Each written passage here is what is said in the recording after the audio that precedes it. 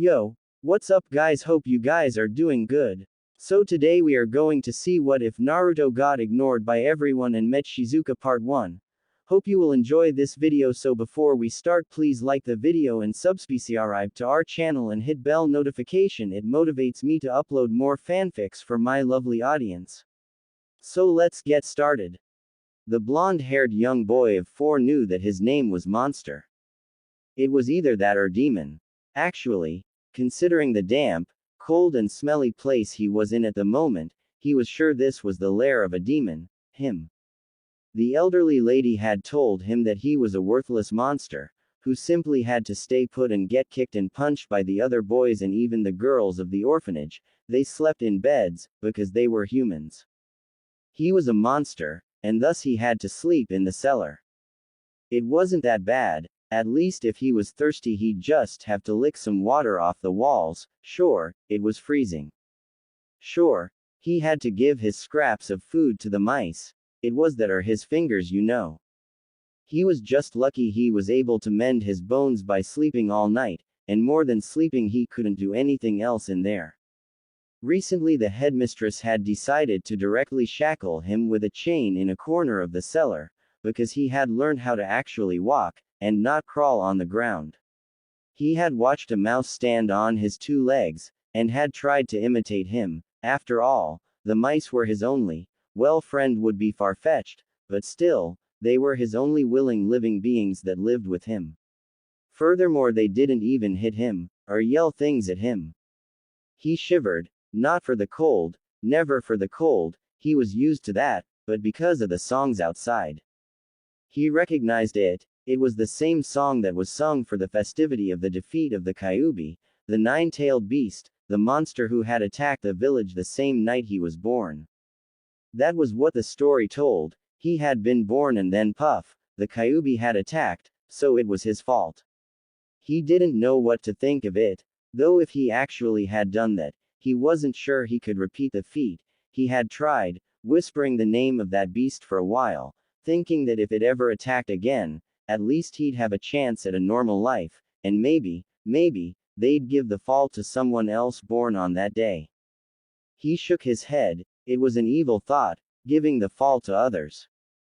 Everything was always his fault after all, he was sure of that. The headmistress had told him that personally. He had one day of happiness though. It was the day the Hokage, known as Minato Namikaze, came to visit the orphanage. On that day he was first severely beaten in the morning, then dressed, and he was told that he was to be a good boy and say he was happy there, then he'd be given a piece of cake by the end of the day. The piece was always small, less than a thumb wide and an index long, but it was still cake. He had to be quick though, because once the Hokage left he was undressed of all but the bare essential, thrown in the cellars again, and he had to grab the flying piece of cake before any mouse could get to it. Sure, they liked it too, but they didn't share like he did.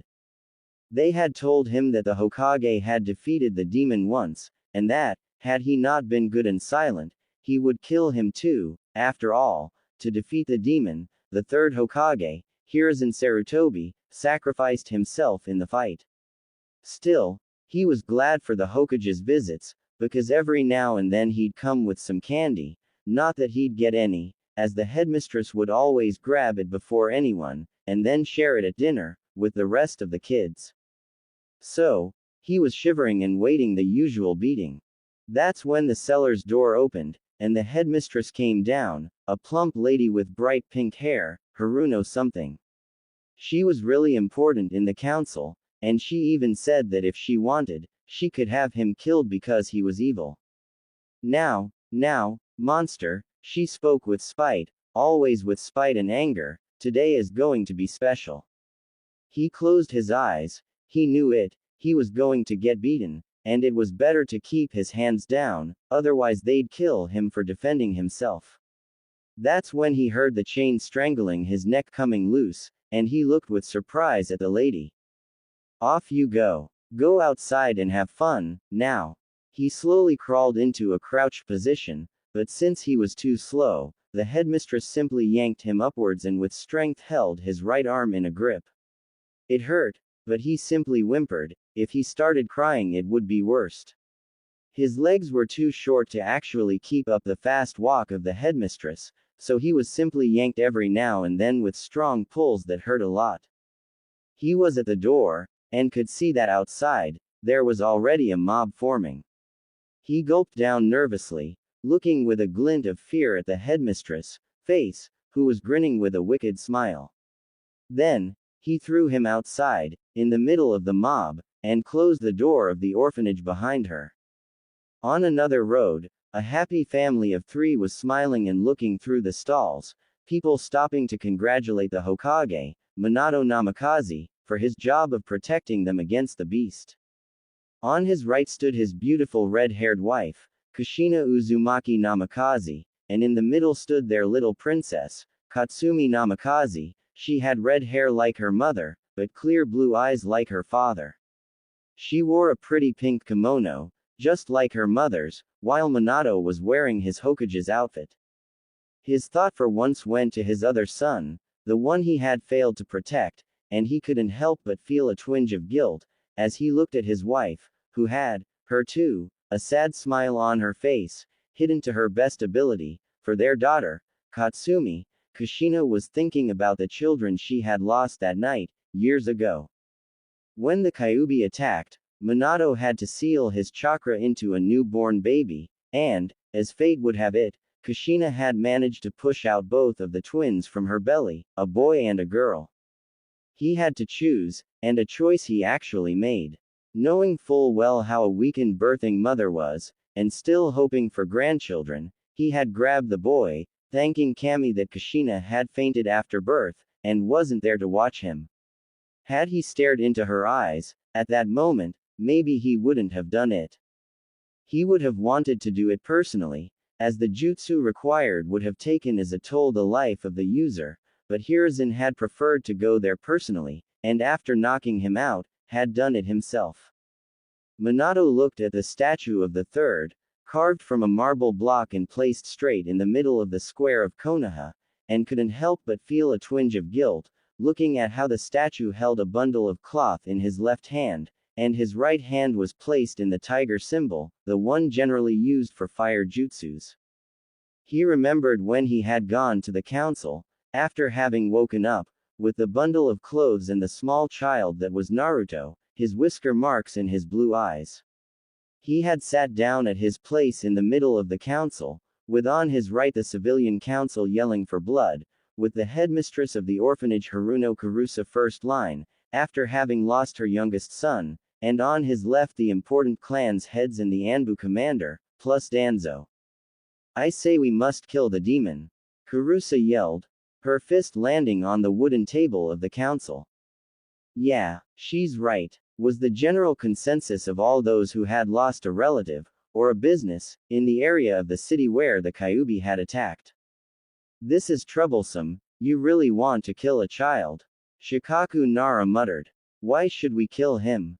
Danzo rhetorically questioned. "Let's bring him into the Anbu, there he will be trained, and kept under check. Afterwards, he'll become a great resource for the council, and the city. He'll become a mindless weapon, you want to say, to be used by who trained him." Hiyashi's white pearly eyes looked straight into Danzo, who, half bandaged, didn't seem to give much of a damn. "I say, let's put this to the vote, I've got a dinner to go to."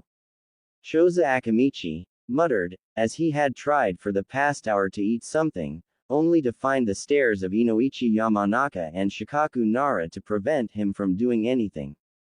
"Fine," Minato finally spoke, "those who wished to have the boy killed." His heart cringed inside, but he was a Hokage, he had to do what was best, or the civilians might just as well have him removed.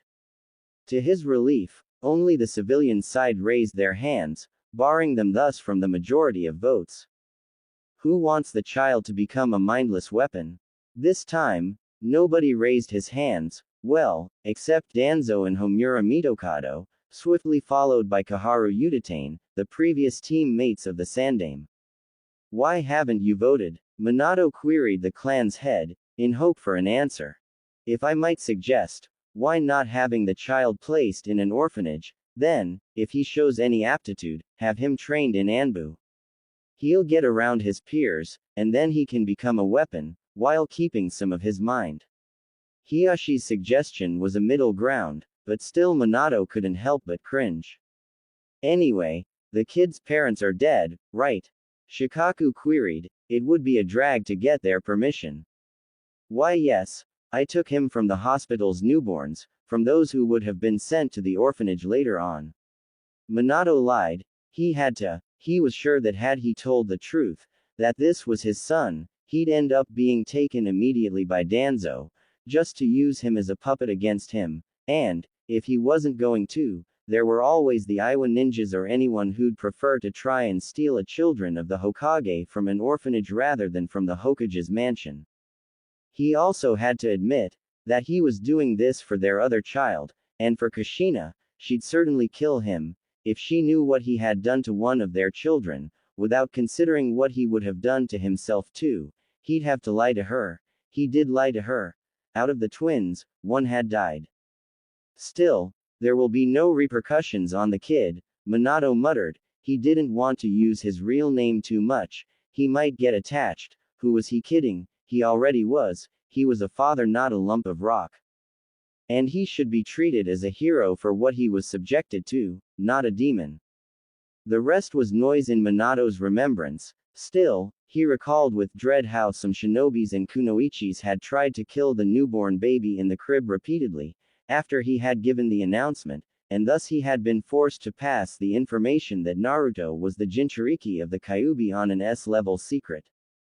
He went to visit him once a year and he didn't seem in a bad shape, certainly not too bad for being in an orphanage, and he had given the headmistress a monthly allowance to care for the child, and the woman had even said that he was the perfect boy, quiet, who ate little, and who took almost no space at all. Dad, can you buy me this?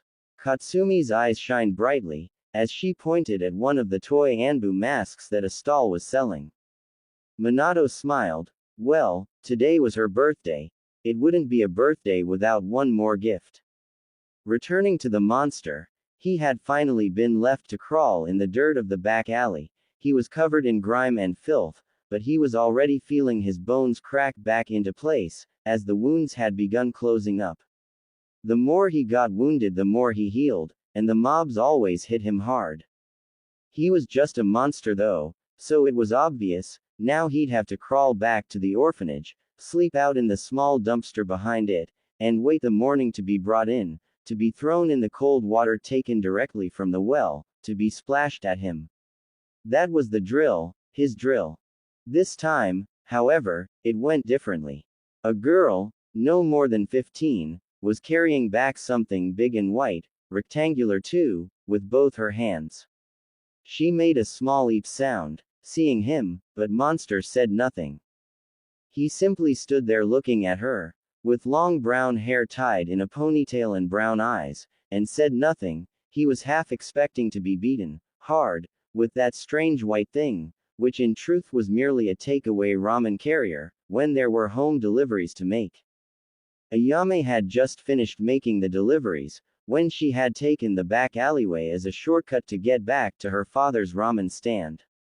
That's when she found the beaten boy, who stared at her with really sad eyes. She didn't know what to say, so she simply ran off. She had to get her father's approval first, that she knew. Monster looked at her darting away, leaving him there, and said nothing. His cold gaze slowly faded away as his eyelids closed. His final thought was that, at least, there wasn't so much humidity in that small street. Monster woke up with the sun hitting him on the face, but it took him a while before understanding what was going on. He felt something on his chest, something strange, warm even. Maybe he had been taken to the hospital. He had gone there once, only, to be checked and have his blood taken. There he had to give his full name only that time, Naruto. It was all. He had been tempted of using Monster, even there, but the headmistress had warned him through his beatings that he had to keep feigning being human, even if he was a monster, to the outside world. He slowly opened one eye, being very careful of his surroundings. He wasn't in the streets, and he wasn't in the hospital, and certainly he wasn't in the orphanage's bunk beds. He was in a small room, in a pretty blue-colored room. There was a drawer, and a dresser, and a chair and even a desk. He stared at those things without saying a word, not knowing what to do, and actually not knowing what to do in the bed of someone else. He knew that he shouldn't trouble people, because he was a monster. So he silently moved the bed sheets out of the way, and slid down, before putting them back as they were, or at least, as he managed to put them. He cringed inside as he was sure he was still going to get punished for not having placed them perfectly as they were before. Still, that didn't stop him from looking around, that much was certain, but then why was there an orange jumpsuit on the chair, with clean underwear? Was that actually a shirt? Still, was that stuff his to take? What if they accused him of being a thief? It was chilly still, being the morning of October 11th. His birthday had just passed, and now he was 5. At least, if 5 was the number that came after 4. He wasn't quite sure about that, but between that and 3 he preferred the sound of 5 better. Monster decided to test his luck, and, worst possible case, he'd have to give them back. Still, they did steal his clothes from him. Even his dark hue had been replaced with a fair one. Did someone wash him? Why would anyone wash a demon? Did he end up in a cultist house? He was going to be sacrificed to some strange god, he knew it. He did his best with the clothing he had, realizing how baggy they actually were didn't matter to him, those were clothes. Downstairs, Tuki was serving ramen to the Hokage's wife, a habitual client. Itadakimasu. Your ramen is the best, Tuki-san. As Kushina smiled, her Anbu mask on the back of her head, her green eyes stared at the warm noodle soup with a grin visible on both of them. She happily dug in, as Tuki already readied another pot, as he was pretty damn sure 5 servings wouldn't have been enough to satiate the hunger for ramen of the Hokage's wife. Next to him, his daughter, Ayame, looked fidgety between Tuki and Kushina, like she wanted to say something, but couldn't. What is it, Ayame-chan? Kushina hadn't been in Anbu because she was a dense airhead. The fact she had mistakenly signed for the Anbu Corps instead of the Junins was just a coincidence she'd have to pay for with the 3 years of obligatory service. Otu-san, Ayame cringed as she spoke the name looking at her father, who sighed and took the ball. We found a kid no more than 5 yesterday night, Tuki spoke slowly. He had been pretty badly roughed up, but was otherwise fine, if we don't consider the mess his clothes, and his body, was. I see. Where is he now? I might as well bring him to the Uchiha police force to have them question him about who the attacker was, Kushina replied, her mind darkening a bit. Who'd hit a 5-year-old child? Somehow, half of Konoha's citizens sneezed. He's upstairs. Ayame replied. Thank you, Kushina-sama. It's Kushina-san for you, Ayame, and Tuki. Make another 10 bowls of ramen while I'm speaking with the victim upstairs. As Tuki nodded, and sighed seeing how the Anbu redhead had managed to devour with ease 2 pots worthy of ramen, Kushina moved to follow the brown-haired daughter of the ramen stand upstairs of the 2-story high house, that had on the front the ramen stand, on the back a bigger kitchen, and the rooms above used by the member of the house. He was still sleeping in my kaya. Ayame gasped, as Kushina, with her years worthy of being a ninja, swiftly moved the young girl behind her, and looked around, to see nothing. There's nothing, Ayame-chan, she queried, puzzled, but as she saw Ayame enter, she was pretty clear that the reason for the gasp was the lack of the boy in question, as the eyes of the girl were actually looking around, surprised in not finding the boy. I don't know, Kushina-sama. He was there, sleeping in the bed. I know. He's still here too, as the only way to exit is through the front door. Kushina made a small smile, as she slowly got down on all fours, and looked with her head under Ayame's bed, her green eyes meeting blue ones. She nearly gasped, as, hadn't she brought Katsumi personally to the ninja kindergarten, she'd be damn sure she was under the bed. Plus, that was a boy, and not a girl. He had deeply gushed-in cheeks, like one who hasn't eaten much in the last few months. His eyes were blue, but also utterly scared of her, like, really scared.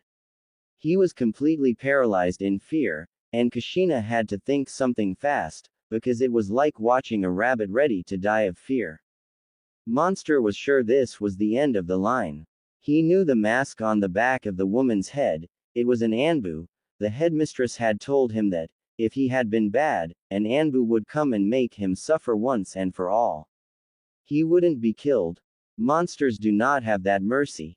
He would just suffer until he'd beg for death, but then he wouldn't get it. Hey, the woman spoke softly, everything's right, kid. Nobody wants to hurt you anymore. Monster didn't move. This was the first trick. It worked for the headmistress for a while too. She would tell him that everything was fine, and that he wouldn't get hurt. He'd get brought upstairs, and just when he was about to reach the table with the other kids he'd be taken. Hit for some strange reason, and brought back down in the cellar. Once it was because of the feet being not perfectly symmetrical, another time because he had given a smile to one of the attendants in the orphanage. Once, he remembered, he had just taken a step outside, but the headmistress had told him that it should always be with the left foot, and thus had closed his right foot with the door. He wasn't going to fall for that. Kushina pouted for a moment. That wasn't going to work. Ayame-chan, would you mind bringing one of my ramen bowls up here? Ayame nodded, leaving swiftly. Hey, how about we talk a little then? You must be hungry, right? Monster didn't say a single word, still looking at her with scared eyes. Oh come on, you're not fun. Well, my name is Kushina, you can call me Kushina-san, okay? The wife of the Hokage sighed. There was still no reply from the boy, just what had he been beaten with?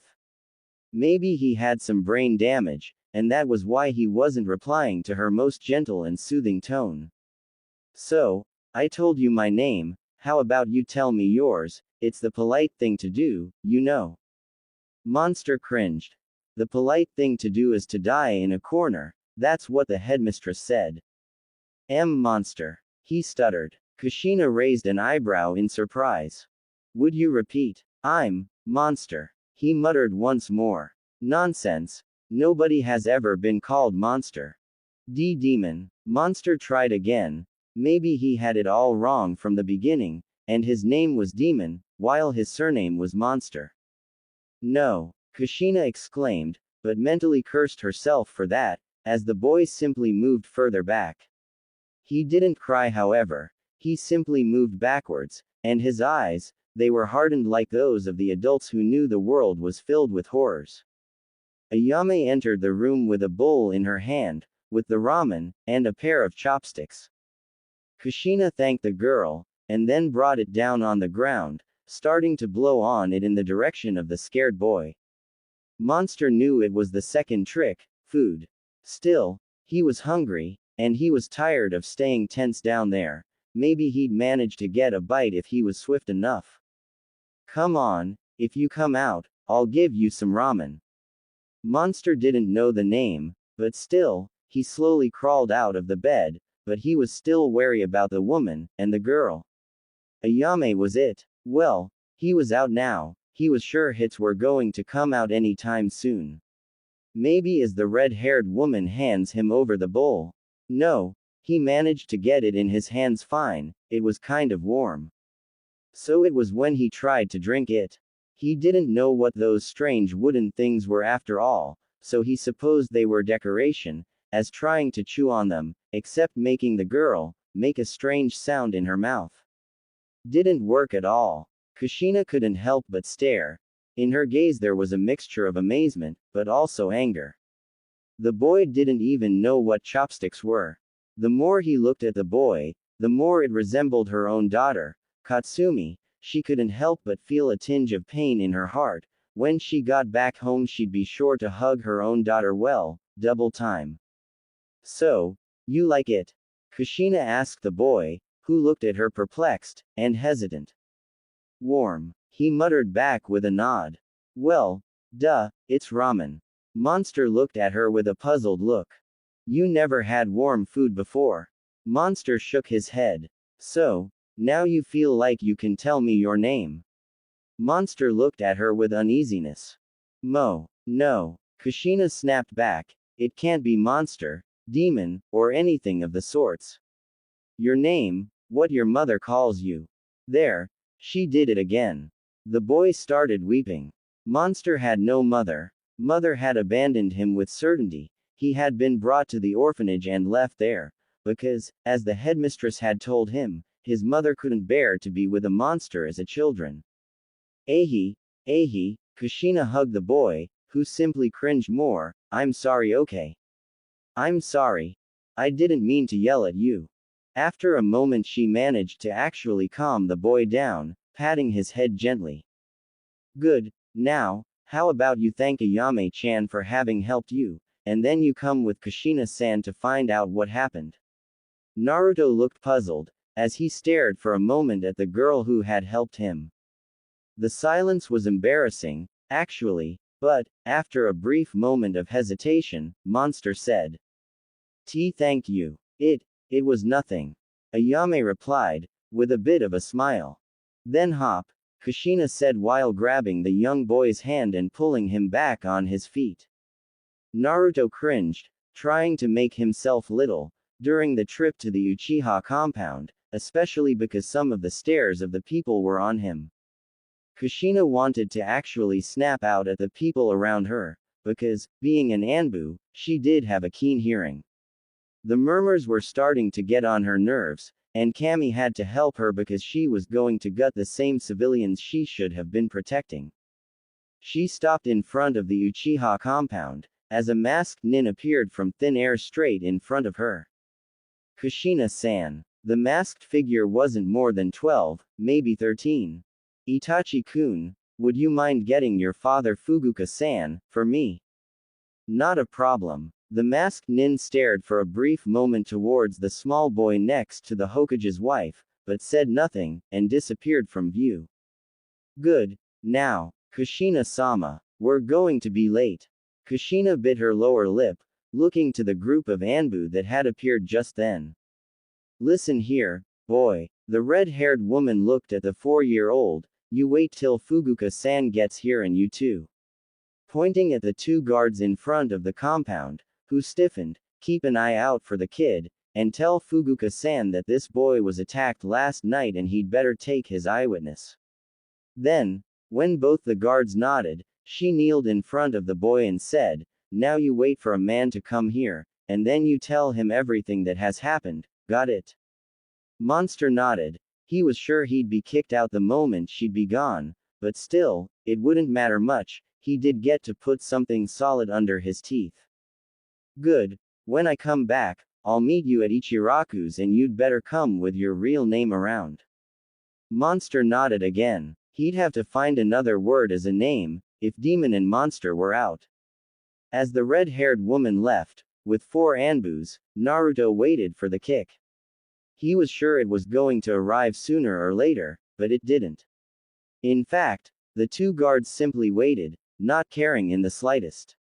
Sure, they wanted to kick him out for being a monster, but they couldn't, especially because it had been the Hokage's wife to bring him there, and, while they did hate the demon boy, they were Uchiha, not complete idiots.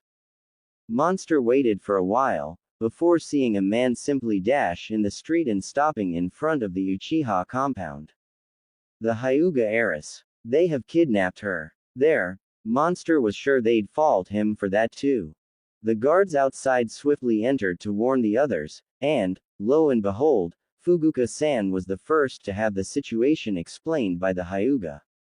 Monster stood in a corner of the street, waiting, until an explosion far off caught his attention. The Uchiha, and the Hyuga, darted off in that direction. He, on the other hand, waited. Then, finally, the kick came.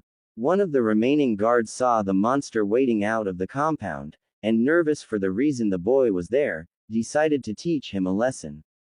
Monster would have smiled, if his bones hadn't been so broken, and he hadn't been so miserable, staying there, once more in a dirty back alley. His orange jumpsuit was torn and thrown aside, covered in blood, his blood. The Uchiha had done a number on him, must have made him proud to have so thoroughly punished the demon boy. He was going to make sure everyone knew his prowess in defeating such a monster. Thankfully for the ears of the bar visitors, he never had the chance to, as a kunai passed through his throat, leaving him on the ground, dead. Naruto's vision was blurred, but he did see a masked ninja grabbing him. The headmistress was right once more. The Anbu come for the bad guys, and he was bad, evil, and a demon. 1 year later, assassinate the target. The message came crisp into his ear, and Monster nodded mentally. He smiled to the elderly granny, who had just finished her talk of how he looked like her grandson, and the next moment, the lady was dead and he was no longer there. Assassination confirmed. The voice came once more in his ear. What did he expect? That he'd fail killing an old woman. Monster, report to Tree. Another voice, more coarse, came through. Tree, here Monster, assassination executed. Mother of the civilian counselor of Oto no Kuni completed. Kunai through the neck with symbols of Iowa, assassinated during her stop between villages. The voice came back monotone, without hint of emotion. Good. Go back to Root Hideout, wait for orders.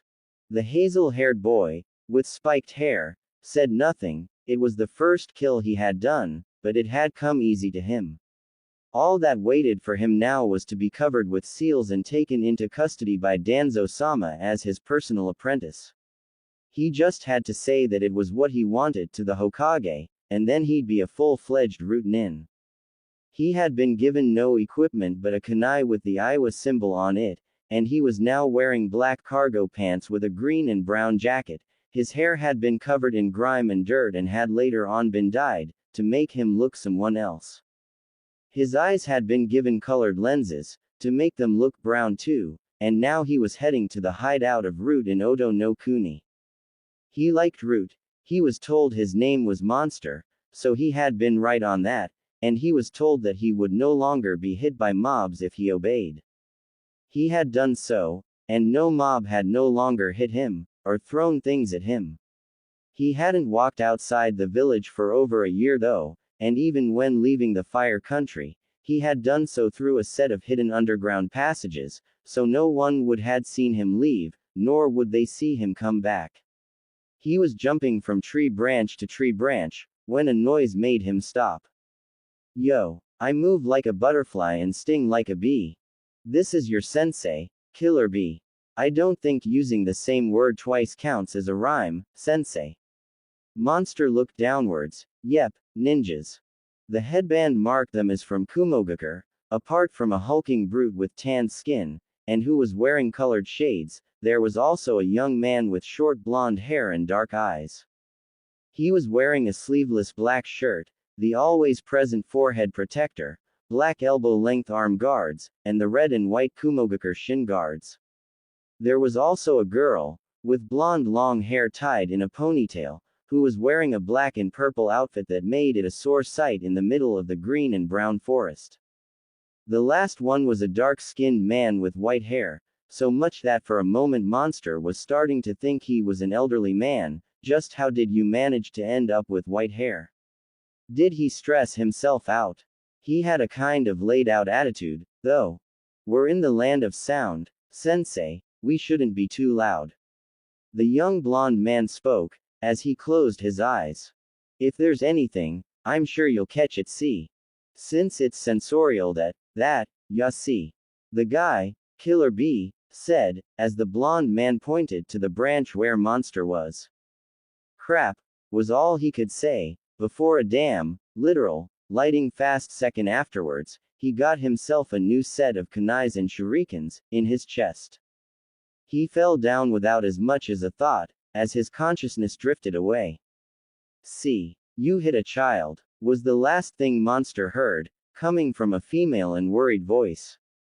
5 years later, Naruto woke up, panting from the nightmare he had been in, where the mob of people hit him with stones and people wanted him to kill other people, and then he was killed by his friends for being useless.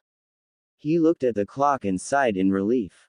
He still had time to get to the academy and get his forehead protector. He dashed downstairs, fist bumping the tanned man that came out of the door on the left of the corridor without much thought, as it was a daily occurrence, the two of them being late. He looked like a mini tornado, as he made his way through the kitchen and out of the door, after giving a quick hand wave to Darui, who was, most lazily, drinking tea with ease. The end of his dash was straight into his class, where a really angry woman stood, in wait, nervously tapping on the floor with her right foot. Yugito Onicha. Naruto would have wanted to say he was sorry, but the chalks flew into his mouth until he had no more space to even speak. Sit, Naruto. You're late for the exam. As Naruto spat out the chalks, and the class laughed its ass off, he managed to make his way to the back row, where a written exam was waiting just for him. Naruto swiftly managed to get through the majority of it with ease, thanking Kami that Yugito Onichan was weak to his fabled jutsu, the puppy eyes of doom, and had most kindly told him, just in general and just because she was thinking to herself, some of the general areas where the quiz would have ended up on. As he finished, he gave a wide grin at Yugito, who rolled her eyes over and grabbed the tests from the students. How do you think it went? Did we pass? Is fate going to? Shigenori Yugoro was one of Naruto's friend, the only problem being that he was the fate type of person. Did a rock soar through the sky to hit his head? Fate. Never mind him using fate as an excuse to pick up girls, he stood tall, with raven hair and clear green eyes, and an impeccable white smile. Oh, shut your trap. Fujimoto Shoko muttered without as much as trying to keep her cool. Yugoro had asked her out once, and Shoko had stupidly accepted. The next day, Yugoro had all his face as red could become, and Shoko had all but decided to make sure no one ever fell for Yugoro's fate talk ever again. She had her blonde hair tied in a crook, and a pair of thick glasses on her face, which nearly hid her violet eyes. Ladies should be refined. Ikigawa Saya, the epitome of being refined packed into a kimono. How she actually managed to move in a kimono or fight in it was a mystery, but being a genjutsu user, most probably she wouldn't survive in a taijutsu spar. She was the example of what a refined wife would be, with dark hair, brown eyes, little of stature, her skin pale. The only problem was that she packed a worse character than Shoko on her worst days, and Shoko had given a new meaning to worst. Silence in the classroom. Yugito yelled, she had accepted to be a teacher for this class more for the sake of a fellow Jinchuriki, than because she actually enjoyed being a teacher. Sure, the brats had grown on her, but it didn't matter. She was glad it was going to end with this class. She looked for a brief moment, her gaze softening, when she saw the kid smile and make her a victory gesture. The first time they had met, she was still a student of B, not a Junin sensei, but she was the Jinchuriki of the Nibi, the Two Tails, Matabi, and had been put under the training of B, who was the Jinchuriki of the Hachibi, the Eight Tails. I must stress the importance of taking this second part seriously. We will use live weapons for the first time. Naruto feigned dozing off. Obviously, if you trained with them at home, or with stupidly idiotical and bulky morons, Naruto grinned in his feigned sleep, then you're pretty much set. Now let's go to the training grounds. Naruto would have sleepwalked till there, had he not been taken by the ear by Yugito herself. Since you think it's easy, then you're going to go first. She snapped at him, as he whined about the unfairness of such a treatment. The moment he reached the throwing area, he grabbed the 10 shurikens in one hand, and the 10 kunais in the other, and threw all of them without even watching. A set of dull noises later, and all targets had their heads hit, precisely in the eyes. Show off, was the general murmur, as even Saya, for a brief moment, felt compelled to actually act unladylike and tell him a piece of her mind. Jealous. My, a fair lady such as yourself should know that fate, a fist in the face later, courtesy of Shoko, it was everyone else's turns to show their skills. The final part was the basic display of jutsus, but as Yugito couldn't stress enough, if, by chance, some moronic over-muscled freak idiot had trained them in the use of destructive ones, then, by all means, it was polite to warn the senseis before so that they could avoid destroying a classroom. The three examiners watched Naruto enter with a wide grin on his face, and all three sighed. Fine. What did that dumb idiot teach you this time? The one to speak was a red-haired dark-skinned woman, known as Karui, who perfectly knew and respected Killer Bee, but still thought of him as an idiot. You'll see, Karui-sensei. After a set of hand symbols, Naruto clapped his hands together while yelling. Futon. Repusho. Wind release. Gale palm. Darui, who was the second sensei for the evaluation, looked unfazed, as the sheets which held the overall results, or had notes on the participants, began flying through the room. Yugito, who was the third and final sensei, looked on the verge of having a nervous breakdown, but managed to grit under her teeth. Fine. You pass. Get the damn forehead protector and get out of here before I tear you to shreds. Darui, no matter how unfazed he looked, threw a Kumo forehead protector at Naruto, who caught it with a smile and started running off, avoiding just narrowly being scratched by Yugito's elongated nails, who growled at the agility of the boy, that and the fact that she was being held by Karui, who was shooting accusatory glances at Darui, especially because he wasn't helping at all. Sorry about him. Grilled meat tonight, Darui suggested, once Yugito finally calmed down. That baka will probably prefer ramen at Hakaku's, just to eat and make me fat. Yugito pouted back, earning a chuckle from Karui. What's so funny? Flat board. As Yugito muttered that, a large vein started bulging on Karui's forehead. Better flat and thin than having fat on the backside. I do not have a. Darui coughed. Sorry for your outbursts. Should we get on with the exams, before the sun sets? Konoha. Minato clenched his fists, and hit the wall of the Hokage's office with strength. He repeated that motion once more, then again, and finally he started doing the same with his head. Hey boy, what's your problem now? The familiar voice of his sensei made him turn around, in surprise. Jiraiya, come in. The toad hermit was standing halfway inside the office, and halfway outside, being in the middle of the window. Nah, I'm fine here boy.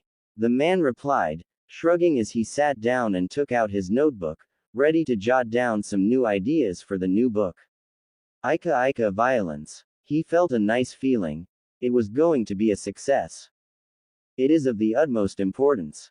As Minato said that, Jiraiya nodded, closing the window behind him, and as Minato activated the privacy seals in the office, he pulled the window's curtains, stopping the light from entering the room. If this is something kinky, my answer is no Minato, you know I'm straight. Jiraiya joked, but suddenly, he felt it, a nervousness and uneasiness he hadn't felt in a while. What's the problem boy? He asked once more, seriously. You were right on Danzo. He no longer had Naruto with him. The voice was sad and riddled with guilt. I told you. So, where did he bring him to train? You don't have to worry, I'll go grab him and make him my apprentice, so he'll be safe and sound. He didn't bring him anywhere. Minato replied, his voice trembling. You can't tell me you believe him. Jiraiya was angry about this, fooling Minato once, but twice. Was Minato losing his senses? I had both Ibiki and Inoichi have a round with him, and while he was a tough nut to crack, he confessed everything, and even dismantled Root for real this time, just to prove his point. He even handed over the scrolls with the missions on looking for Naruto that he had signed his Root nins, but none were successful. Minato's voice was trembling. I sent my son to die, didn't I, Jiraiya-sensei? Now Minato, you don't know how much I'd like to have you pass through a couple of my Rasengans, just to bring the point across that you have been an idiot. You made the life of one of your children the happiest, and condemned the other to misery and the path of a weapon. I'll try and look for him, Minato. I'll try. I won't stop until I'll bring you back a corpse or him. However, have you already told Kushina? Jiraiya felt the uneasiness in Minato, who whispered. I told her over 5 years ago, when she came back from an Anbu mission and spoke of how there was a blonde kid that looked just like Katsumi, and how he had been mistreated and abused and she actually wanted to adopt him. So you gave him to Danzo? Jiraiya yelled, furious. No, it's just that Naruto didn't come to Ichiraku's like Kushina had thought, and when she went to the Uchiha compound, which at the time had been purged while she was on her mission, she found his jumpsuit covered in blood and no signs of the boy. So she gave him for dead, killed in the crossfire, and actually cried for the unnamed boy. You could have told her he was still alive. Jiraiya hissed. I didn't know at the time. Danzo only told me later that he had a prodigal weapon to show me, to face off the enemies of Konoha. Then he started taking time. That's when you came in, but by the time you told me it was Naruto's, Danzo kept lying, telling he was emotionless and would simply work on a kill or be killed basis. By the time you uncovered the truth, that Danzo no longer had him, it was too late to change the news to Kushina. Minato was on the verge of crumbling down, at least, his words carried that much emotion in them. I'll go look for the boy, Minato, what is going to happen to the bastard though? At that question, Minato smirked. Nothing, the council decided he was acting on the benefit of Konoha, so. I'm killing that damn council. One day, just you wait. Is there anything else? The bout of rage came and went swiftly, as the Toad Hermit queried. No. As Minato shook his head, Jiraiya nodded. Good, then I'll be off, but you will have to tell Kushina. But, Minato tried to refuse. No buts. She's crying for 2 persons, when in truth they are only one. She had the right to know, and you will tell her or I will. Fine. With that, Minato disengaged the privacy seals, and just as Jiraiya was about to exit, the door swung open, to actually reveal Kushina coming in with Katsumi on her tails. Her long red hair tied into 2 ponytails, her blonde cerulean eyes and a happy smile, while wearing an orange jumpsuit that made her look like a tomboy. Ero Sennin, she exclaimed, waving at Jiraiya, who shook his head and left in silence. What was wrong with him? Kushina queried, perplexed as to why the Sannin hadn't replied with his usual I'm not a pervert, but a super pervert. Cameo. Even Katsumi was surprised by that, and she too looked worriedly to Minato, who gulped down nervously. Honey, I need to speak with you alone, please don't hate me. Kumogakure. Ramen, ramen, ramen, Yugito muttered in her half-asleep state on the couch where B had placed her. In the apartment the Jinchurikis shared there were 5 rooms, plus a living room that doubled as a kitchen and a relax area, which held the couch that now had the Nibi Jinchuriki on. There was even a karaoke machine by the side, attached to the television. She was the one against it, wanting fish, sushi, and the like, and then, when she wasn't stopping, we had to pry her off the table. C muttered dark in his face, as he spoke to Karui, who had passed by to see how the lunch had gone, and seeing Yugito in a delirium she naturally had queried on her friend's situation. Yeah, by the way, the Raikage wants to see you lot. Naruto shook his head, as he gave the cue to Killer B. Yo ho ho. A meeting we're having. No time for partying. Naruto replied. Brother is waiting. Let's keep the heat shaking. Afterwards they bro-fisted each other, giving a set of shivers down everyone, especially Yugito, who just felt good enough to go puke by herself. I'm leaving, Karui replied, dashing out. I forgot to buy dinner. C muttered, running out behind Karui. Sorry for them. C, I'm coming with you. Darui yelled, dashing behind C. When Yugito actually came out of the bathroom, she stared at a horrible scene. Naruto, wearing the Kumo headband protector, with a pair of shades similar to that of B, plus he was wearing a matching outfit with that of B, purple and white. No, was all that Yugito said, before dragging Naruto to his own room, and make him emerge minutes later with a normal and somber ninja outfit, which had a dark brown and dark yellow tint, with black stitching and a pair of long cargo pants, the kunai pouch and a bandolier going from the left shoulder to the right side of his body. There, now off to see the chief. With that, the trio of Jinchurikis headed off to the Raikage's office, the large blue tower in the middle of Kumo. I've got to ask, why weren't there the team assignments? Naruto queried. Kumo's got a large number of military personnel, only Kono. B bit his tongue, hard, as Naruto stopped walking and started shivering. Naruto. Yugito slapped the boy to the side, making him turn around and stare at the elder Jinchuriki with his puppy eyes. It's over, that life of yours is over. Come on, you're a genin of Kumo now, you graduated 1 year earlier, show your balls. Hi. Naruto meekly replied, nodding, as B got a murderous glare from Yugito. Anyway, we're second best, but the team's composition and assignments are given by the Raikage himself after careful consideration and, as B continued, he was cut short by Yugito.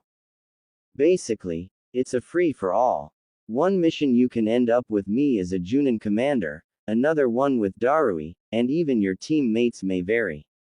This helps strengthen us by forming friends and by knowing the strengths and weakness of our fellow ninjas. As Yugito finished explaining the various degrees of missions available and how no genin would ever be sent on an assassination of a high-priority target, they finally got into the Raikage's office, without knocking. A's fist shot forward, grabbing B in his famous iron claw punishment method. Gah, bro, what is this for? B protested. You taught the kiddo another destruction jutsu. You damn idiot. Teach him something useful once in a while. As A finished his rant on the stupidity of teaching a young boy high-level destruction techniques, Naruto simply jumped and grabbed a hold of the Raikage's neck. Tou-san. I did it. Somewhere, in Konoha, a really beaten-up blonde-haired man shivered deeply. Very, very deeply. Flashback. When Monster had come to his senses, after the hits taken by the kunais and the shurikens, he had realized he was still alive. Somewhere, a part of him was regretting that. Somewhere else, he knew that this simply meant he was alive to take another beating. He slowly opened one eye, not even much, just a little, that a voice, the same voice of the man that had given him out, came into his ears. The kid woke up. He wanted to refuse waking up actually, to tell him he was wrong, and that he could feign sleeping, or a near-death comatose state, pretty well, he had a lot of practice on those. Still, Monster knew he had no choice, but to slowly open both eyes, and then nearly let out a scream, nearly, because the muscle-bound freak had swiftly placed a hand on his mouth, hushing him into silence. Oh hell, he knew what this was, he knew it. He didn't want to, and he had gotten lucky till then, but now he knew it, that big bad horrible man was going to. You hungry? Offer him food. Well, Monster knew it was either that or an innuendo of something that made him cringe inside. Still, he thought it would be polite not to comment on the fact, and wait until the man realized he was keeping his primary oxygen resource closed. Thankfully Danzo-sama had trained him pretty well with torture. Heck, he had even congratulated him on surviving so long on being literally burned alive by scorching hot irons. He didn't mention the years of practice to actually achieve said goal, even before entering the root training program, unwanted practice no doubt. B-sensei, if you don't remove your hand you might suffocate him. The dark-skinned white-haired man commented, which got him first a surprised look from B, then a swift removal of the hand. Monster could finally breathe in air again, finally. Sorry for B-sensei, kid. As the white-haired man said that, a small tick appeared on Monster's forehead. Well kiddo, you won't warn your family we're trespassing in the land of sound, right? As the hulking macho finished talking, another figure, more graceful, moved closer to him and looked at him with a sympathetic smile. Monster nodded. He wasn't actually lying. Danzo-sama wasn't his family, he didn't need something that weak. He no longer had any sadness or ill sentiment towards this thing called family that others had and he hadn't, as many root operative didn't have a family and were strong.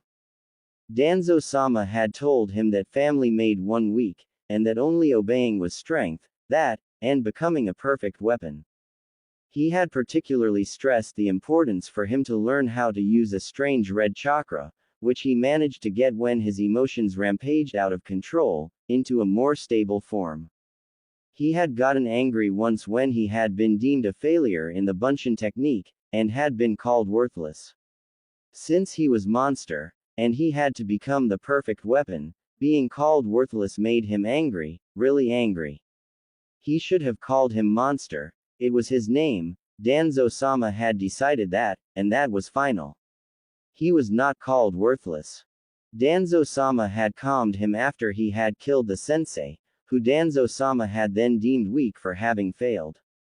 That was when he had been patted on the head by Danzo-sama, and that was a really fond memory he wouldn't forget, ever, as Danzo-sama has said that he was monster, and that he was going to be the perfect weapon without fail. Why did you have a radio set? The censor guy queried once more, and Monster cocked his head slightly to the side. Was he referring to the talkie-talkie thing? Push the button and talk only when they talk to you first.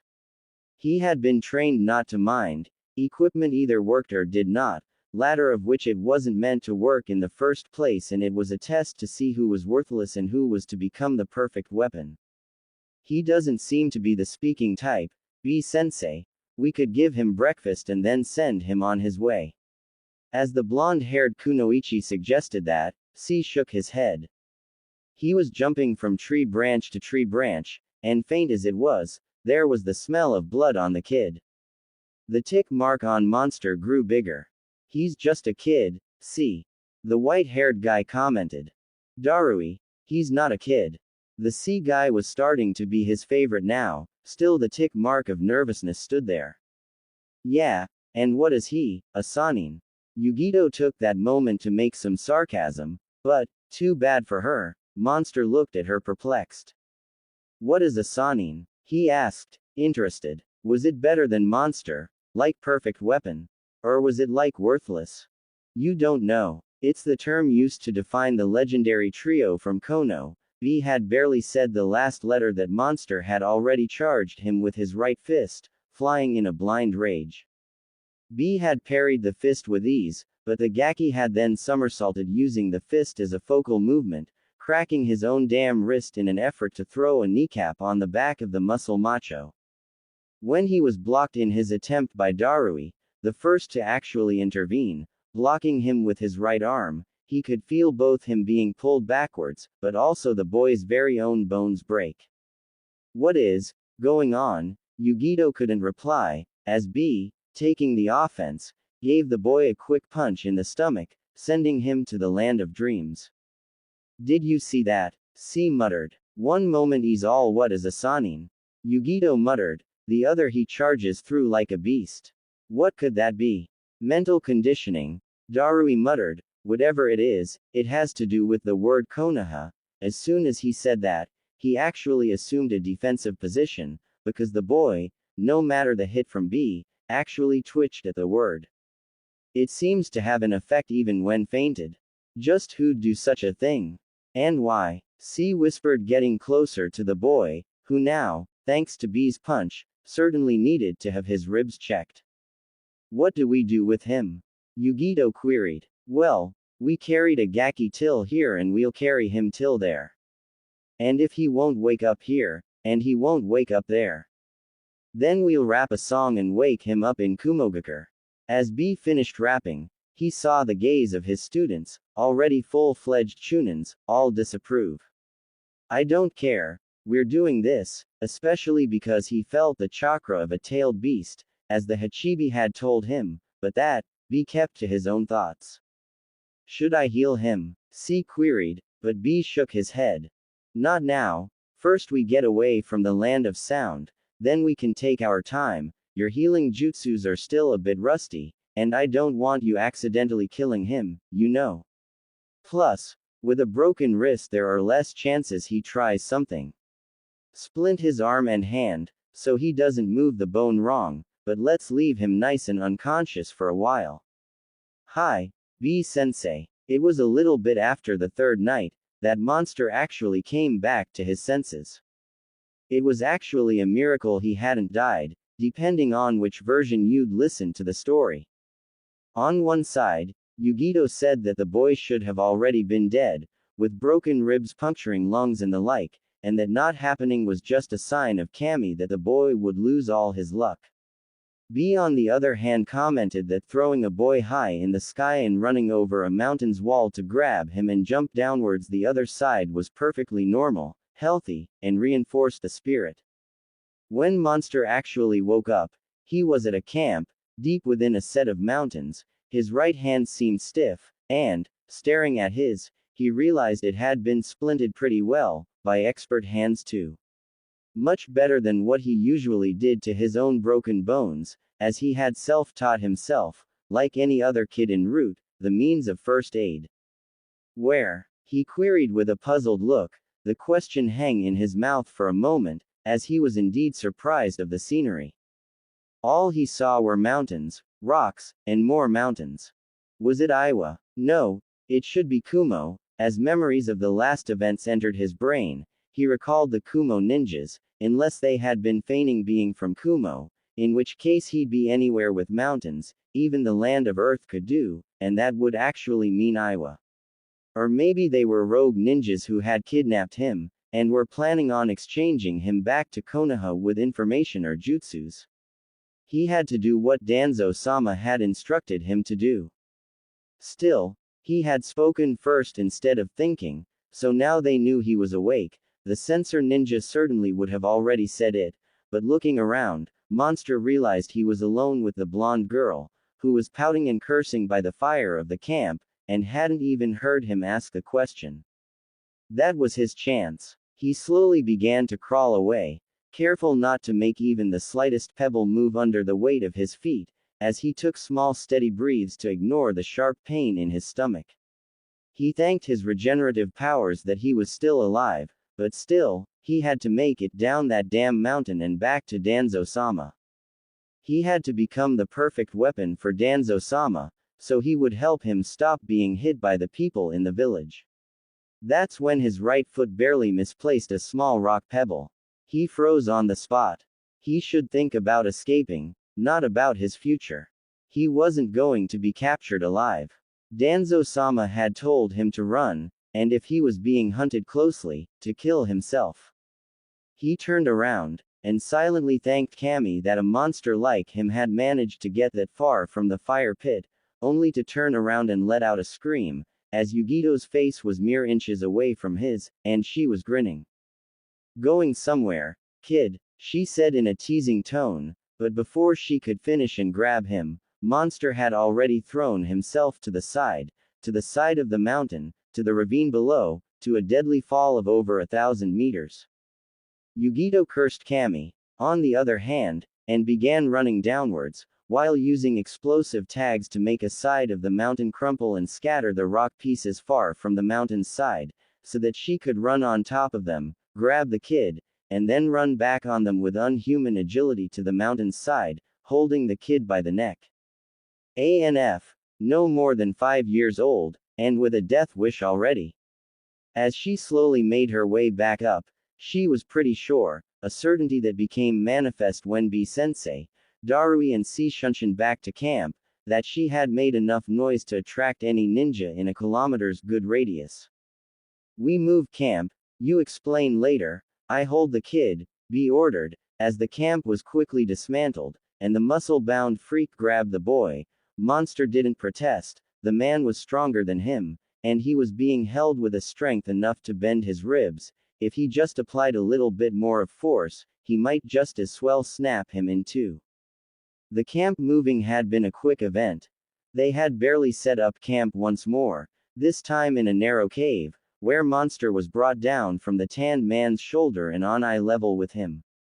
You have eaten nothing for 3 days straight, nor drank, and yet you make all this noise. What are you, a real Sanin? As B queried that, Monster looked at him with a puzzled look, again with that question.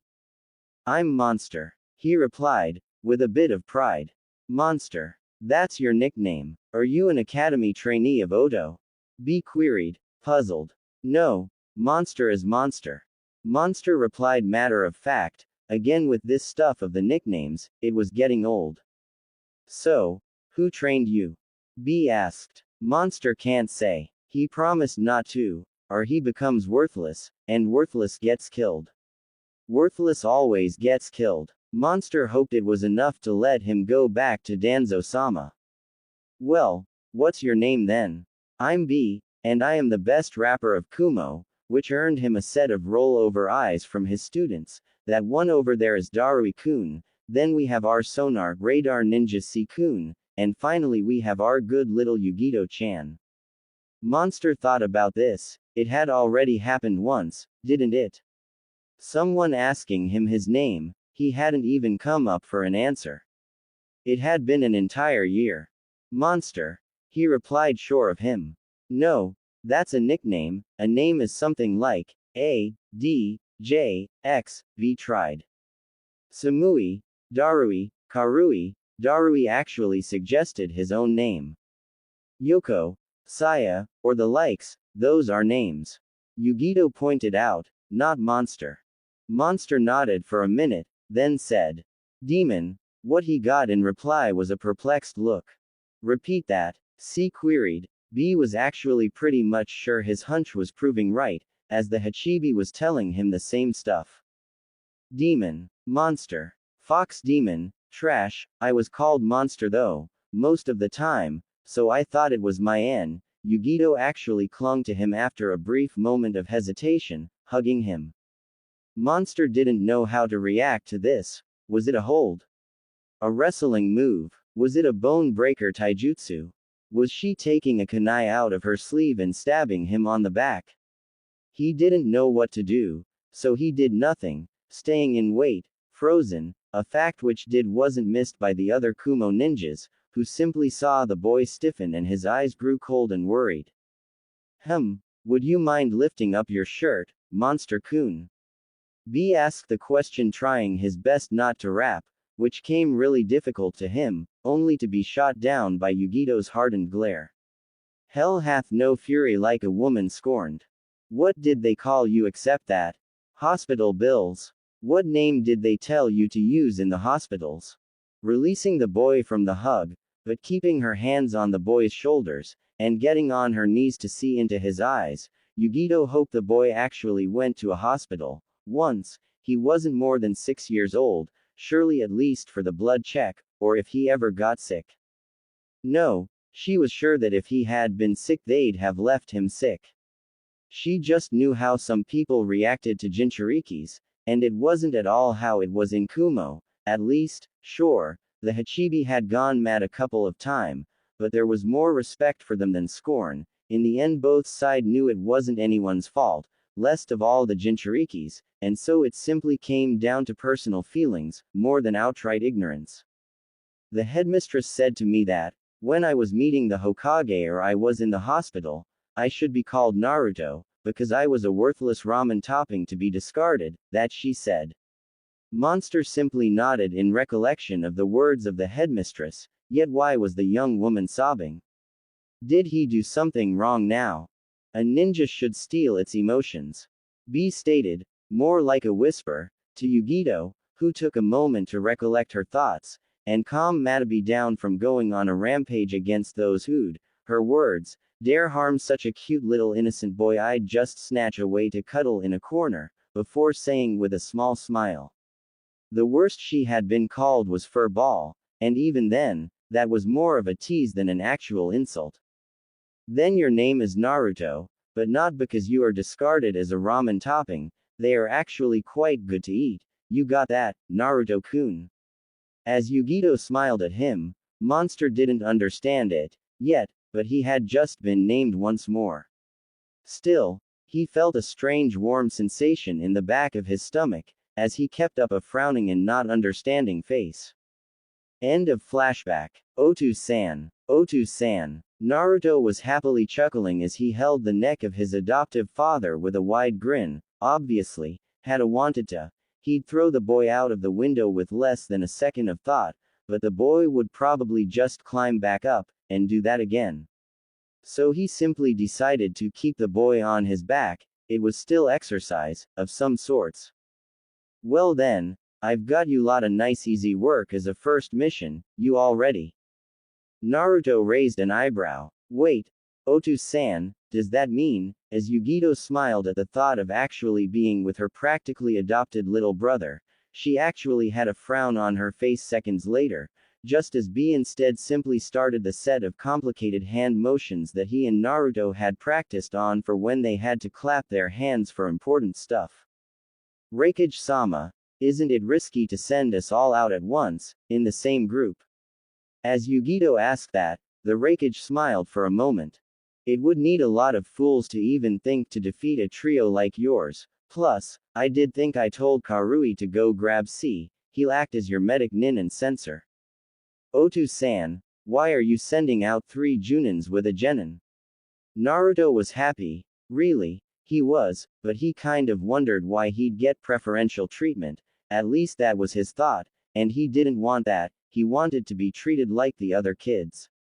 You have yet to master control of the Kyuubi chakra, Naruto, since it's considered to be far more powerful than that of the Nibi or the Hachibi.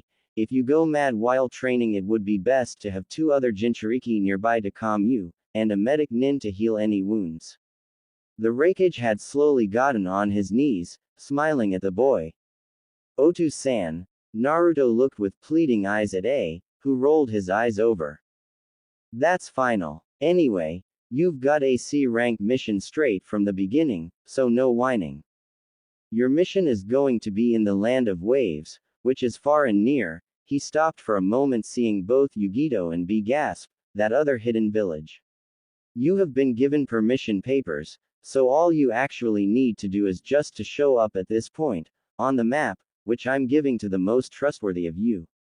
As he said that, folding a map in a scroll, he went to hand it over to Yugito, who was smiling, until the scroll passed over her to C, who had just arrived. She frowned and B and Naruto chuckled at that. You should protect the bridge builder Tazuna-san from harm. He's going to be in that village for supplies, and then he's going to meet you on the road. Since we won't be escorting him from the beginning, he only pays us for AD mission, which is perfect for Naruto-kun here. Then, his tone darkened. Since it will take you a month to get over there, you'd better stock up on supplies, and while you're at it, start training the Gaki. Once you get out of the Land of Lightning, I don't want to have to rebuild an entire apartment complex, because someone forgot to keep his chakra levels low.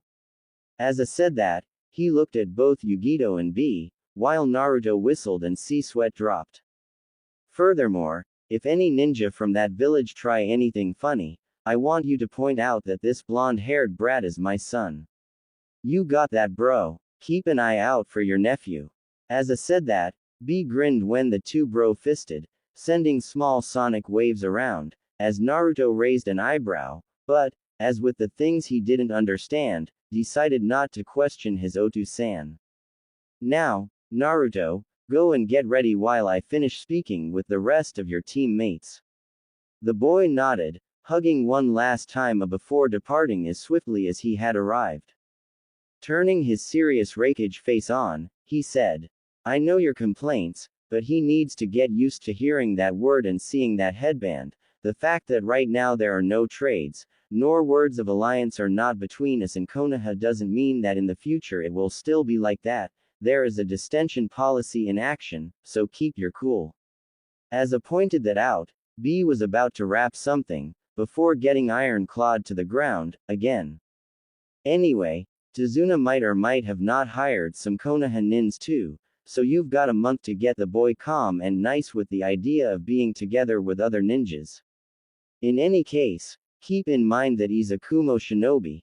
He was one from the moment he walked through that door and told me he wanted to stay here, and from the moment I adopted him.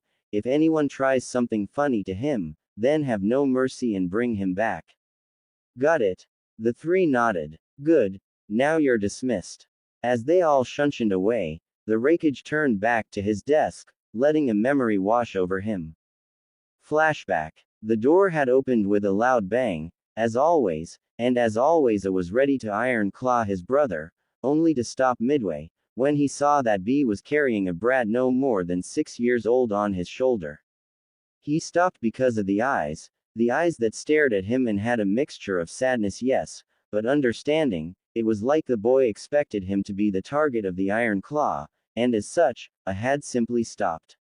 He couldn't do it with those eyes looking straight at him.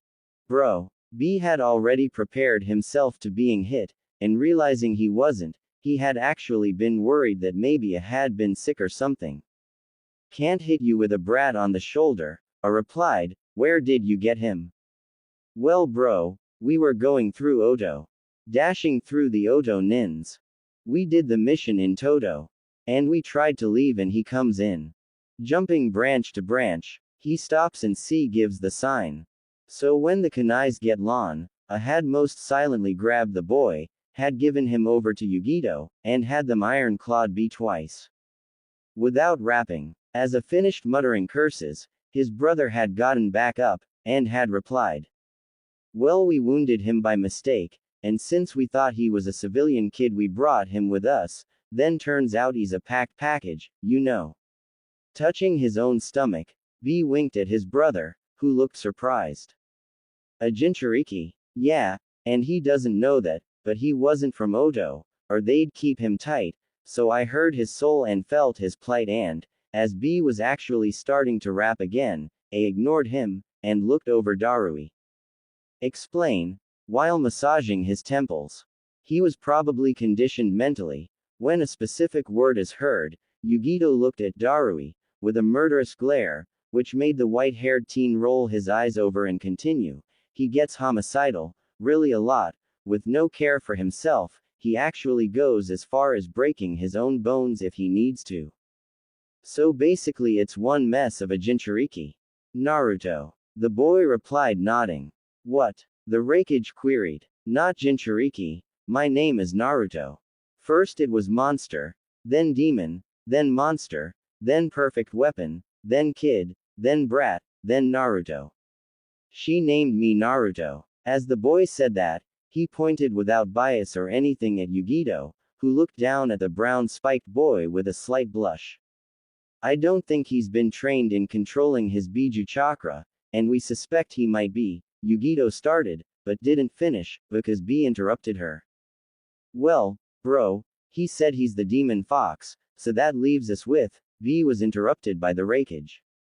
The Kyuubi. The Nine Tails. Stared at the boy, the weak, frail boy who seemed he could use some meat on his bones, and who was looking at him like expecting something.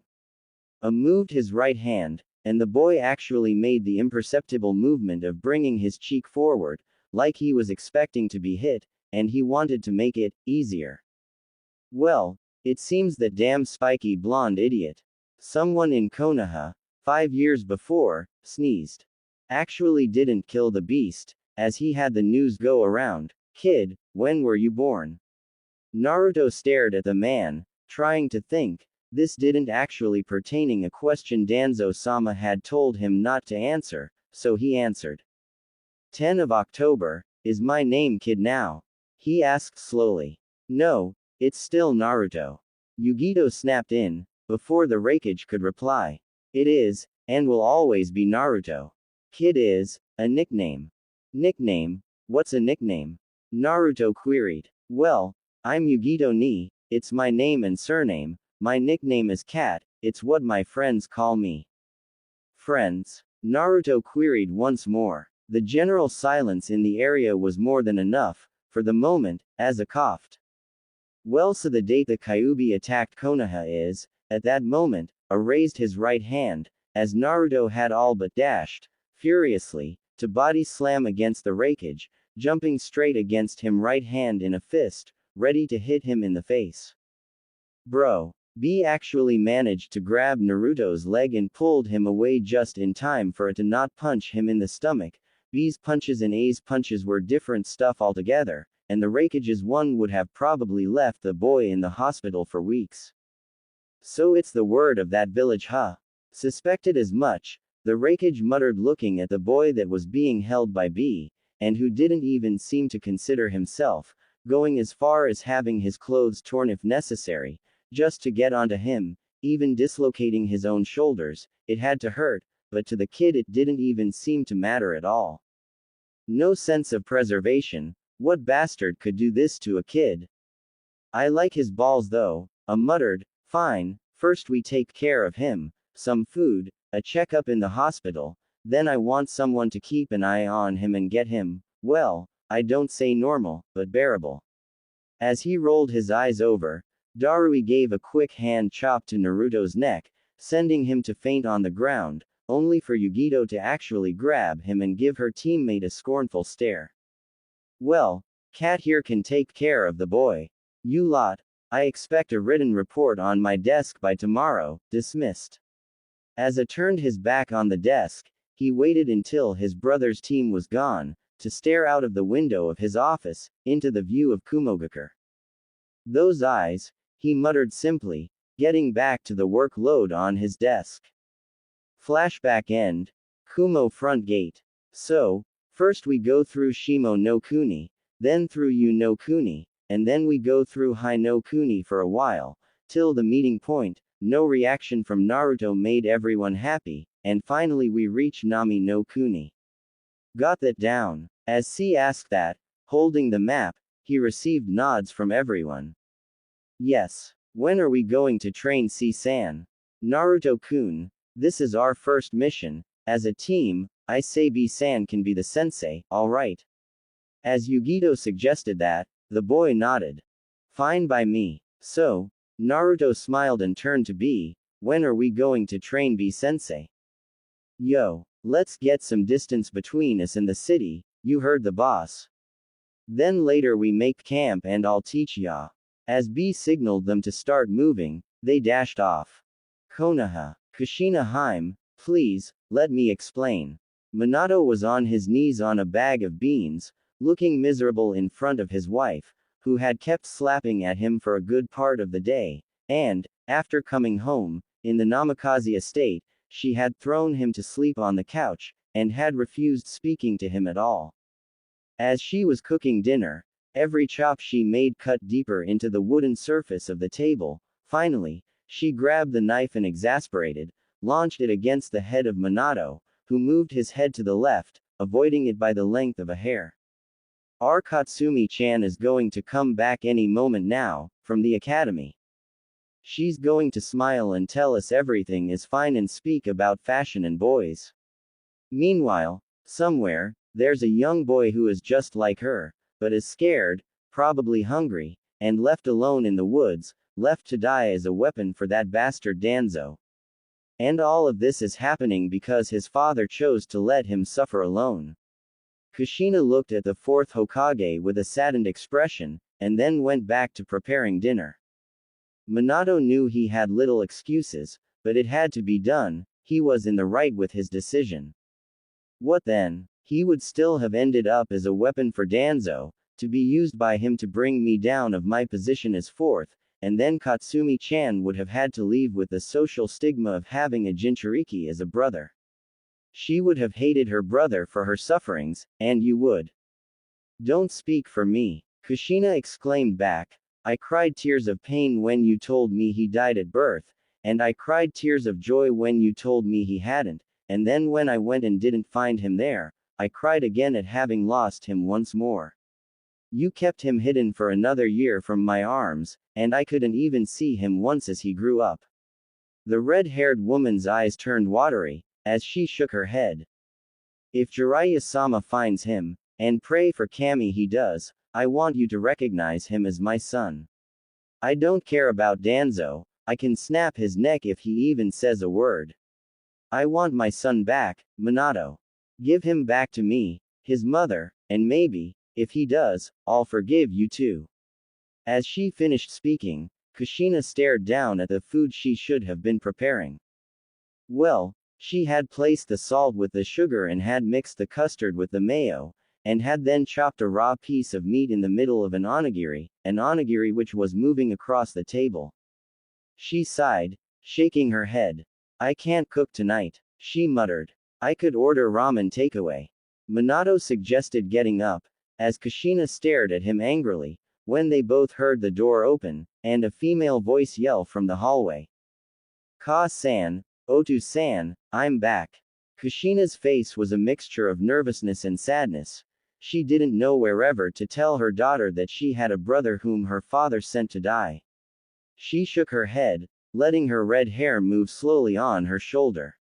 She'd tell her after her genin exams, next year.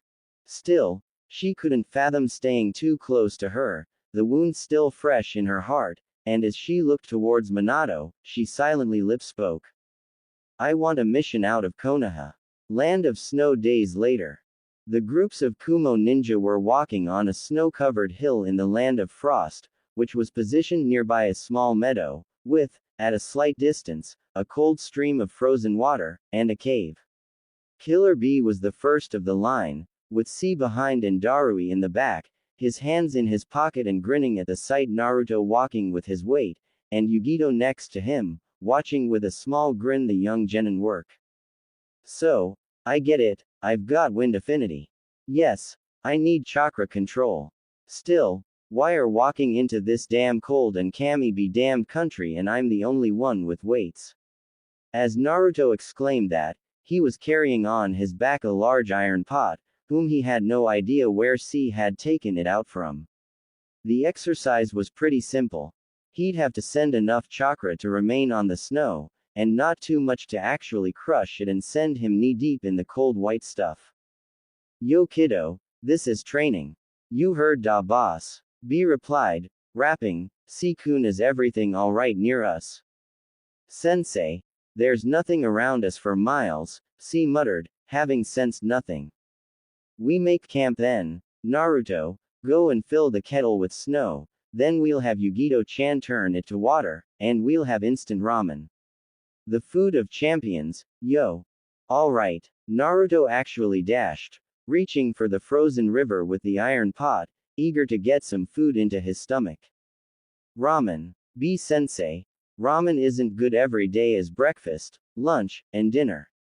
Yugito muttered. Sensei, I say we can start training him some jutsu, just look at him running back. Darui said, pointing out how, even with the thin ice, Naruto had actually managed to reach a broken area of the ice, where it was, by nature, thinner, and after having filled it with the water, was already making his way back, without falling in the snow. Yugito rolled her eyes, sighing, for ramen he'd learn S-rank prohibited jutsus in a day. When Naruto got back, he grinned looking at the group of Kumo ninja. As he slowly placed the pot down, he saw B throw him a scroll. Look kiddo, you know I'd love to help you, but no one here has got wind affinity, so you're on your own with that scroll there, should teach you a jutsu called futon, datapa. Wind release. Great breakthrough. Now, what we can do is train you until you get going with lightning affinity. So, first off, focus chakra on the tip of your right index. As B showed him his right hand's index, which started glowing a bright blue hue, Naruto tried doing the same, obtaining a fading and shaking blue color, and looked at B and wait for the next step. As he did, however, he lost control and the chakra dissipated. Well, once you got that down, you start making your chakra vibrate, until it starts to spark. As B said that, the blue hue started becoming brighter and brighter, until sparks of electricity began to dance along all the length of the finger. Once you do this with both hands, as B said that, both his hands started sparkling with electricity, you can release the Raiden, Jaibashi. Electromagnetic murder. As B touched the ground, the sparks moved a little, before dying out. The more chakra you put in it, the stronger it becomes. It can go from shocking to outright killing boy, so be careful on that. Which brings up the jutsu I am going to teach you. Raiden, Kangekiha, wave of inspiration. As Darui did a couple of hand signs, he then showed his hands glowing brightly with electricity, that he discharged on the iron pot, sending the water inside to jump outside and fall on Naruto, who had been pretty much warm and cozy and not drenched till seconds before. Yugito looked at the scene, raising a twitching eyebrow, while Naruto started shivering and batting his teeth. Good Kami, I've been banded together with idiots. With a set of quick signs, a flame wave emerged from Yugito's mouth, hitting the pot and what water remained inside, while Naruto had moved closer to the flame, to dry himself off. Yugito kept it going for just a couple of minutes more, and then finished the technique. Thanks Yugito Onichan. Naruto smiled at the blonde woman, who sighed. What would you lot do without me? She grinned slightly at the thought. Anyway, when you train with lightning, know that the moment it leaves your body it becomes slower, as wind affinity is actually strong against lightning affinity because it's a natural insulated material. As B finished explaining, Naruto nodded, then sat down next to the pot, and began concentrating, keeping his eyes fixed on his right finger. He'd make it work, he was sure of it. Darui and B went to scout ahead, while C remained in his sensor mode and Yugito actually growled, as they had silently made her the instant ramen cook. She had just barely grabbed the powdered ramen from her backpack, that a spark caught her attention, as it caught that of C, who, being the sensor, was actually seeing Naruto's coil concentrate their chakra to his right hand extremity. Another spark, then another, then his hand began sparkling with raw current, as Yugito stared in silence at such an impossible feat, in less than an hour. That was impossible. Naruto was concentrating, hard. He didn't want B to think he was weak and couldn't do it. He didn't want C to think he was weak, nor Darui, or Yugito.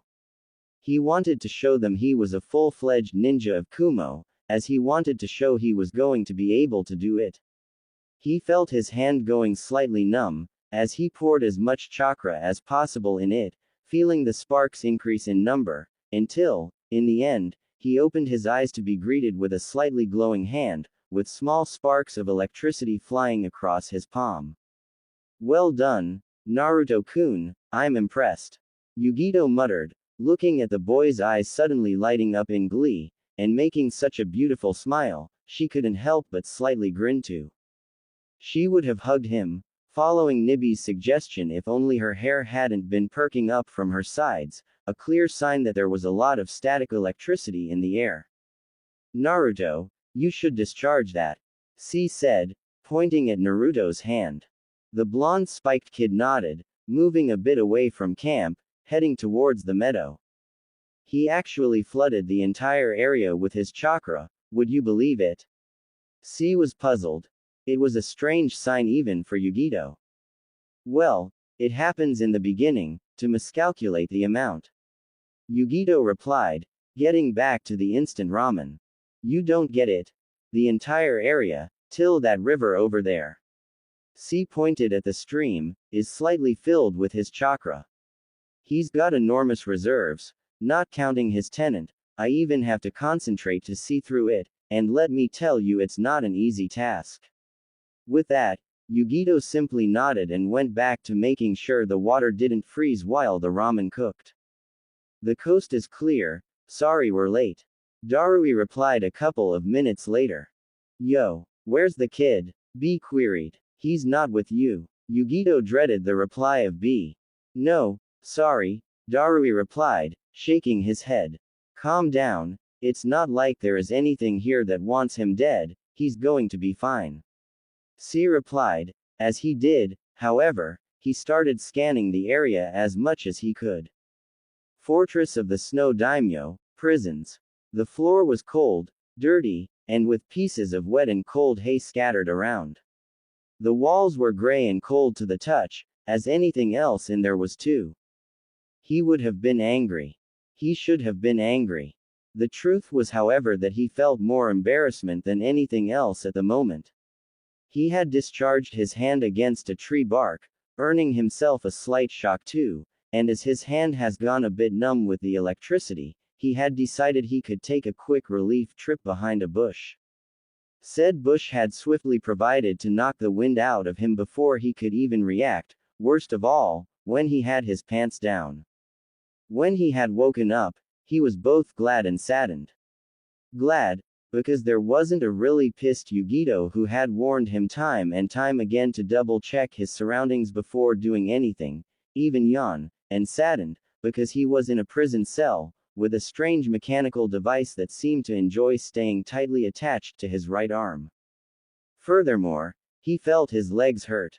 It had been a while since he had last felt his leg actually hurt, as he could take normal pain levels easily, and only higher degrees of pain could actually make him wince, or outright cry, and, as he gave them a quick glance, and then averted his sight, he bitterly thought about how, maybe, broken legs wouldn't be that easily repaired in a night by the Kyuubi's chakra. He knew of the Kyuubi, inside of him, since he had been 7 years old, and had trained with B to at the very least not go into a rampage.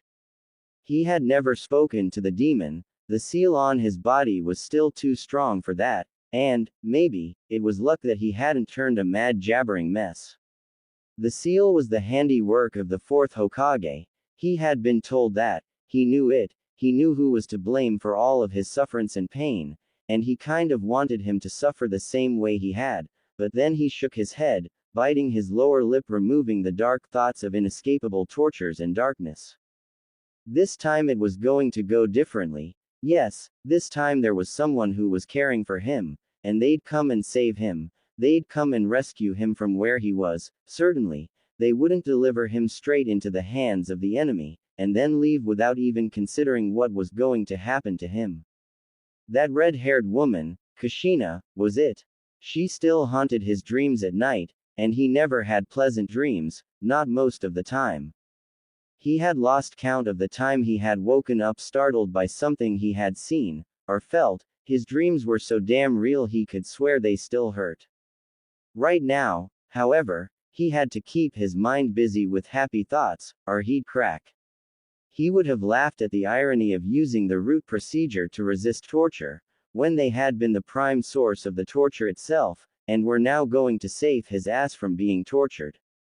He'd die rather than reveal anything on Kumo, or on B or Yugito, or C, or Darui, or Otu-san, or anyone else. Within the next hour, thoughts of how any moment now the Hachibi form of B would break up the wall and free him came into his mind, as he realized he no longer had much of his clothing on, and cold was cold. He felt from a high above small window, riddled with iron bars, a hellishly freezing wind, that just seemed to enjoy coming around him. He looked at his arm, where they had placed the strange mechanical device, and only then, when he tried to pamper with it some more, he heard a voice. "I wouldn't do it.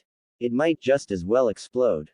The reply came from a female voice, which sounded prideful and haughty. As Naruto moved his head slightly to the side, he looked surprised. There was a girl there. Dressed in strange clothing, of blue and red, but she did look having been a bit roughed around the edges. "So, who are you?" The question, quite actually, was posed by both the individuals at the same time. "I'm Naruto," the boy replied, with a nod. "I'm Yukie, you don't know who I am, right?" she queried, actually surprised the boy hadn't tried to get an autograph from her. "Should I?" At first, Naruto tried to recall the bingo book, but shook that dreaded thought out of his head. No, bad Naruto, no remembering things you don't want to remember.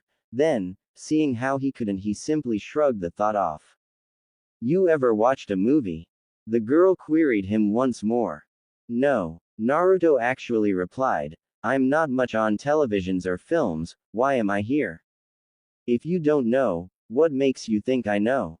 Yukie rolled her eyes in a scornful way, muttering something about idiots. "So, why are you here?" Naruto asked once more, giving the girl an analytical look. She didn't seem to have the same thing he had on his arm. "None of your business," she replied, hastily turning around and outright ignoring him. "Hey, you could try and be a little gentler to a fellow prisoner," Naruto replied, staring at the bars, and then, realizing he actually hadn't been tied up, strange, he grinned. "I'm getting us out of here." Then he crawled, ignoring the pain that was being shot towards his brain by his broken limbs. He tried to concentrate chakra on the palm of his hand. The next moment, an electrical shock happened, only, it wasn't on his hand, but on all of his body, sending him screaming as he contorted, and in contorting he worsened the already bad situation of his broken limbs, sending agonizing pain all through his body, till he fainted once more, foam at the corner of his mouth.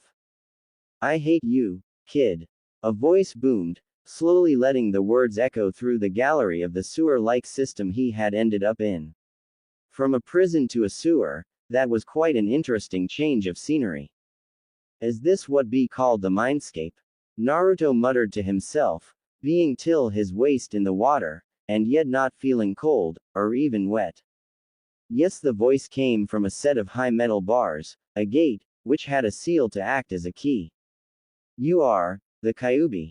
Naruto was hesitant. After all, in front of him stood the towering beast of chakra and malice and darkness that had given him hell to pay for half of his life, and that was the reason his soul had been scarred to levels he himself deemed highly impossible to repair. No, I'm the Tooth Fairy. What else do you expect me to be? A pair of enormous red eyes appeared in the pitch-black darkness on the other side of the gate. The tone of the voice was caustic, to say the least, as it spoke grievously and with a menacing growl. So, why are we speaking? Naruto had no clue why he was there. Did he die?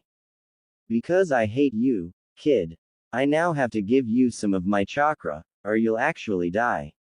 As he said that, matter of fact, Naruto let the news of his probable death loom in the air for a moment. He kind of felt relief. He shook his head hard. No, there were people who waited for him, who'd come and save him. There were people who loved him, called him friend. How could he betray them for his selfish whims? Great, I suppose. What was he meant to say? That he'd prefer to die. There's only a problem. The seal hasn't weakened enough, so it will take time and it will hurt you, it will be unbearable, and you will wish you had died, unless you actually remove this piece of parchment here, and then I'll come and help you painlessly. You don't want pain, do you? Naruto was actually tempted to avoid the pain, but between being tempted and actually doing it, there was a difference. He had to mentally thank B for having explained it to him, or he'd actually fall for his trick, as the fox hadn't given much of a word about him taking control of him if he let loose the symbol, or actually destroying him when the fox's chakra would enter his own chakra coils, and a nine-tailed demon's chakra was far more than his own chakra coils could handle. Give me the pain and let's be done with it, he muttered. You sure? You could? Oh, he told you, didn't you? That he did. Naruto nodded. Well, can you fault me for trying to leave a brat's body?